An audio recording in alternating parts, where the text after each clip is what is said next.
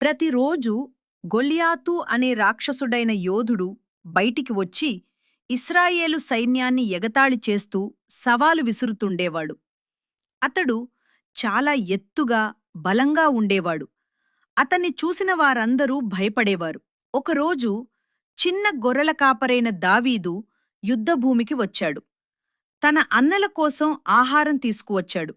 కాని గొలియాతు దేవునిని తిడుతూ మాట్లాడ్డం విని దావీదు కోపం వచ్చేసింది.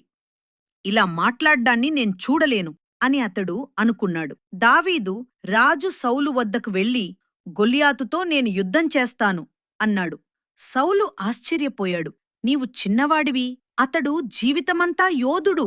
దావీదు చెప్పాడు, గొర్రెల మీదకు సింహం వచ్చినా, ఎలుగుబంటి వచ్చినా దేవుడు నన్ను రక్షించాడు. ఇప్పుడు కూడా దేవుడే నాకు బలమిస్తాడు. సౌలు అతనికి కవచాలు పెట్టినా అవి సరిపోలలేదు. అందుకే దావీదు తన కొడవలి మరియు వాగు నుండి తీసుకున్న 5 రాళ్లు మాత్రమే తీసుకున్నాడు. దావీదు గొల్యాతు వైపు నడిచి వెళ్లాడు.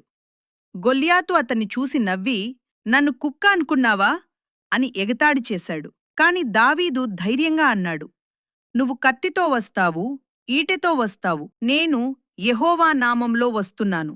దావీదు రాయిని కొడవలిలో పెట్టి బలంగా ఊపి విసిరాడు. ఆ రాయి గొల్యాతు నుదుటిలో బలంగా తాకింది. గొల్యాతు నేలమీద పెద్ద శబ్దంతో పడిపోయాడు. యుద్ధం ఒక్క క్షణంలో ముగిసిపోయింది. దేవుడు దావీదుకు విజయమిచ్చాడు. ఇశ్రాయేలు సైనికులు ఆనందంతో ముందుకు వచ్చాడు. ఒక చిన్న బాలుడు దేవునిపై నమ్మకం పెట్టుకున్నందుకే ఇశ్రాయేలు గెలిచింది. మన ధైర్యం మన బలం నుండి కాదు, దేవునిపై ఉన్న విశ్వాసం నుండి వస్తుంది. మన జీవితాల్లోనూ పెద్ద సమస్యలు వస్తాయి, కాని దేవునిపై నమ్మకం ఉంటే వాటిన్నింటినీ జయించగలం. వీక్షించినందుకు ధన్యవాదాలు.